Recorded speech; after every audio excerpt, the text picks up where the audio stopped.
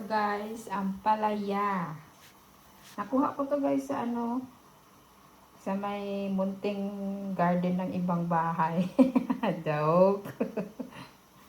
Nagaling ko sa bahay ng kaibigan ni amo ko. Ako doon, ako nagdidilig ng mga halamang gulay nila doon. Pero nagsabi yung anak niya na kung may pwede kaming ma-harvest doon, pwede kong makuha at kainin namin. Salamat sa may-ari ng garden. Thank you. Bye.